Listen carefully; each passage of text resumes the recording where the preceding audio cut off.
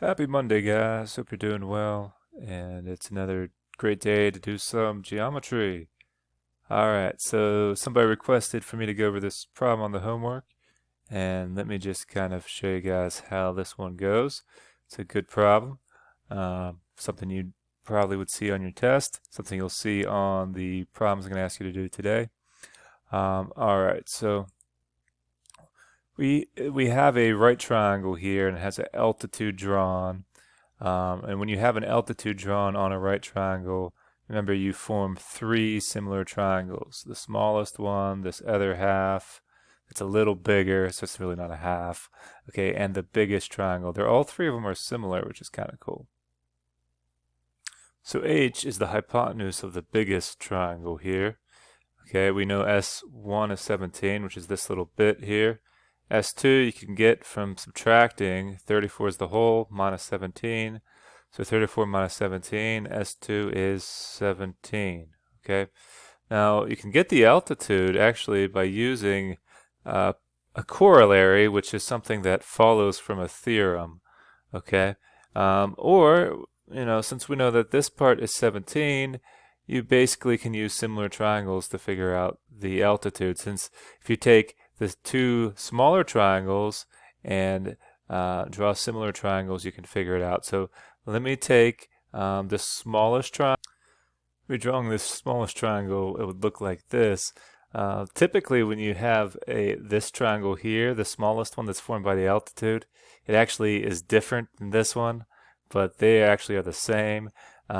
So usually this bottom piece, okay, that is the smallest side, is actually the same thing as the altitude of the bigger piece, okay?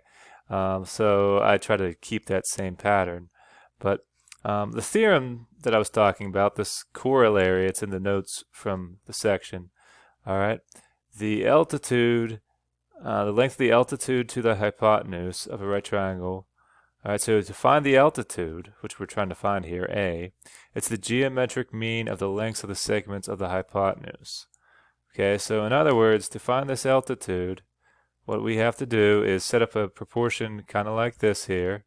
All right, so CD is the altitude. All right, so we would have like one piece, which is 17, compared to the altitude, is equal to CD, which is the altitude, A compared to the other piece of the hypotenuse, okay, which is 17. So you're taking the two pieces of the hypotenuse and you're making them diagonal of each other, and you're putting the altitude diagonal of each other, and then that's how you could figure out the altitude. All right, so we're going to cross multiply. We will get A squared equals 17 times 17, I think is 289. Okay, and if we square root 289, we get, you could use your calculator, A is equal to 17. All right, which isn't surprising here because guess what? These other two pieces were 17. So it forms an isosceles triangle, which both have 17. And that's not always going to be the case here, okay? That's only if these two triangles had the same, were divided equally. All right, so now how do we get U1 and U2? Well, because, the altitude and the base of the small triangle, which is actually the same size of this other triangle, is the same, U1 is equal to U2, okay? U1 and U2 are the same thing. And anytime you know two sides of a triangle, we can figure out the third one. Depends on the triangle, but if it's a right triangle, we can figure out the third one by using Pythagorean theorem. Okay, so we're going to get U1 by using Pythagorean theorem. So we'd have 17 squared, which is, A squared, plus S1 squared, or S2, which is the same thing, equals U1 squared, which is the hypotenuse. Okay, and the reason why they use U1 is because it's just the subscript to kind of make it different than the other side. Okay, so if we square these and we add it up, we get 578, because each of them is 289. Okay, so you have U1 squared equals 578, and you solve it by taking the square root.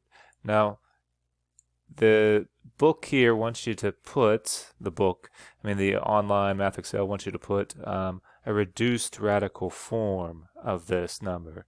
Not the decimal approximation, you actually have to reduce this radical, all right? So you have to figure out what perfect square divides into 578, all right? Now, this is the list of perfect squares, and you usually want to start with the largest one and work your way down the list to figure out what's the largest one that you can split this up into. All right, but I'll give you a little hint here. Because we added up two 17 squareds together, there are two, there's the perfect square of 17 in here, okay?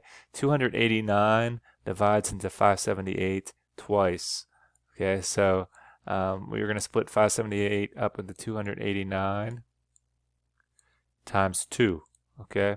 And then you could take the square root of 289, and so this would simplify into 17 times the square root of 2. And this is what you want to enter in for U1 and U2, okay? If you don't put this in, they're going to tell you it's wrong. So you always want to try to simplify radicals to their simplest form. You know, I saw in another problem, it had the square root of 72 as the answer. All right, but you can't stop at the square root of 72. You would have to think about which perfect square would go into 72. You know, so I'd start with 64. Nope. 49. 7 times 7 is 49. That doesn't go into it. 36. 36, you could split 72 up into the square root of 36 and the square root of 2. And you would take the square root of 36, so 6 square root of 2 would be the answer. If this was the square root, they would want you to put 6 square root of 2 in for the answer blank. Okay, so I hope that helps you with that one.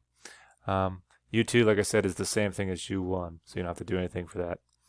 All right. One other thing, you guys are going to have a test coming up, and you will need to make sure to remember how to prove two triangles are similar. So similar means they have the same shape, so you have equal angles inside of the two triangles, but not the same size. The congruent sides are not the same.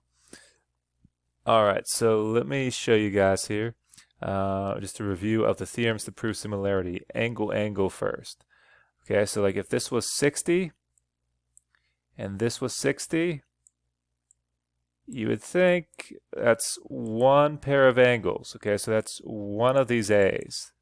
When it's angle similarity, it's referring to two pairs of angles. Okay, so this is one pair of angles. Now you might not think you have enough in this figure, but you actually have vertical angles, and don't forget about vertical angles, and these two vertical angles are going to be congruent.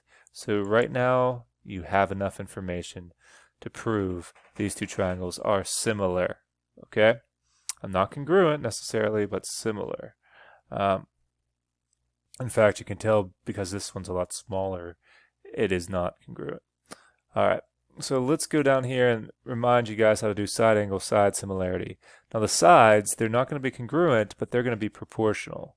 So like say if this was 8 and this one was 4, okay? And then even though this looks the same, let's say that this is, let's use this one. This would be 10. And then this one, let's imagine that it's half the size and it'd be 5. Okay, so I didn't actually measure these, but okay, so is this enough to prove it by side angle side similarity? Well, first, we don't see an angle, okay, so let's remember we have vertical angles, so we do have an angle, okay?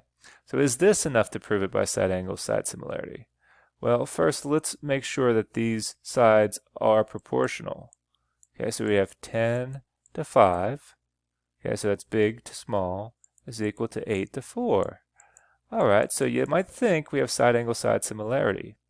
In reality, though, we don't. Okay, we don't have side angle side similarity because these sides, okay, are not including this angle. So it's side angle. Okay, it's not side angle side. So we're missing this side here. Okay, this is the side we are missing. And if we had this side, we could do side angle side similarity. But if we had this side, we could also do side similarity. That would mean we would have all the sides. Okay, so like say for instance now I would know that this is 8 and this is 4. okay, we would have side, side, side similarity here. We wouldn't even need to use the vertical angles. All right. All right, so let me give you one more example here. So like say if this is 30 and this was 30, okay? And then let's pretend like that this is, 8 and this side here would be 3, okay? And then if this side happened to be, just go out on a limb here and say 16, even though it doesn't look like 16, I know. And this side is 6, okay? This would be enough to prove side angle side similarity, because if we reduce that 16 over 6, it's the same ratio as 8 over 3, okay? So the two side pairs have a equal ratio, okay? Have an equal ratio, all right? In other words, they're proportional. And because we have the angle that's in between it, we have side angle side similarity, all right? So anyways, hope that helps you review that a little bit. I'll give you another review problem on a different day. Thanks, guys. Have a great day. Bye-bye.